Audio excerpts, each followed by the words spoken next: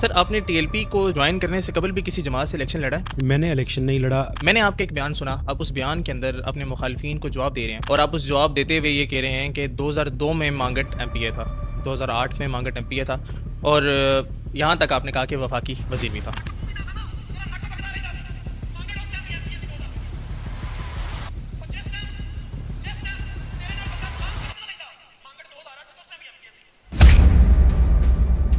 दो में भी हम एमपीए थे, मेरी बहन एमपीए थी। बाप ने हज किया हो तो वो हाजी होता है ना, बेटा अपने नाम के साथ हाजी नहीं लगाता। सर, तमाम तर पार्टीज़ के साथ आपका एक बहुत अच्छा ताल्लुक था। उन तमाम तर पार्टियों के होने के बावजूद तहरीक लब्बैक पाकिस्तान के अंदर आपने शमूलियत इख्तियार की, क्या वजह है? मुझे उन्होंने पूछा जी आप बाबा जी के कोई नजरिए से इंस्पायर हो गए हैं? मैंने कहा जी मैंने तो आज तक सुना भी नहीं है। मतलब आप ना अल्लामा खादिम हुसैन रिजवी साहब को जानते थे, ना टीएलपी को नॉट एट जानते ऑल, थे। देखा ही नहीं था।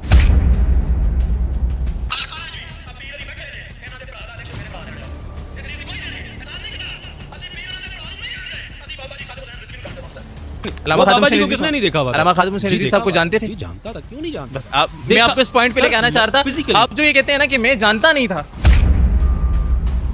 मुझे उस तरीकाकार से इख्तिलाफ है कि जब हम किसी एक सियासी पार्टी के साथ वाबस्ता होते हैं तो हम उसकी मददसराई में हद से आगे निकल जाते हैं, और जब हम उसको छोड़ते हैं तो हम उसकी जो है वो नुक्स निकालने में भी हद से आगे निकल जाते ये हैं। तकरीर आपने चलाई, ये मदद थी या ये ठुकाई थी?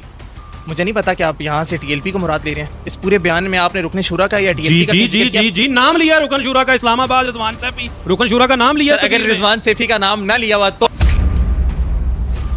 2024 के अंदर आपने जब पार्टी छोड़ी तो साद हुसैन रिजवी साहब को पार्टी छोड़ने से कबल इन तमाम तर मसाइल के बारे में आगाह किया था? हजारों दफा आपने उनको बाय फेस आके बताया, कॉल भाई फेस बताया, मुलाकात हुई। उसामा ज़ैद साहब को आपने एक इंटरव्यू दिया, उस इंटरव्यू में आपसे जब यही सवाल हुआ जो मैं अभी आपसे कर रहा हूँ, आपने उस टाइम कहा कि साद हुसैन रिजवी साहब ना आपकी कॉल्स उठाते हैं, ना ही आपके मैसेजेस का जवाब देते हैं। साहब, आपने इस तमाम तर मामलात साथ रिजवी तक पहुंचाए?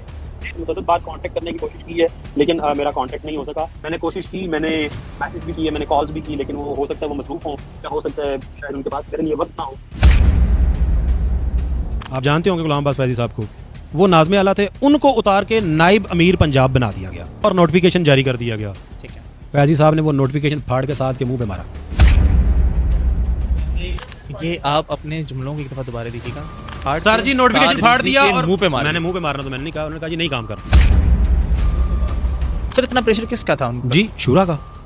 शूरा में कौन से इतने ताकतवर लोग? मुझे उन्होंने बुलाया ये तुम जो रिफॉर्म्स के ऊपर काम कर रहे हो, लोगों की दावतें कर रहे हो, लोगों को मिल रहे हो, ये किसके कहने पे कर रहे हो? मैंने कहा जी मरकजी अमीर साद हुसैन रिजवी के कहने पे। उन्होंने कहा वो कौन है? वो तो हमारी इजाजत के बगैर ऐसा ऑर्डर दे नहीं सकता। ये अराकीन शूरा ने, 6 अराकीन शूरा कहते हैं, नाम ले लेता हूँ। ले लेना। हाफिज हफीज साहब, सजाद सैफी साहब, जिलान शाह साहब, 3 हो गए। 3 ये शूरा के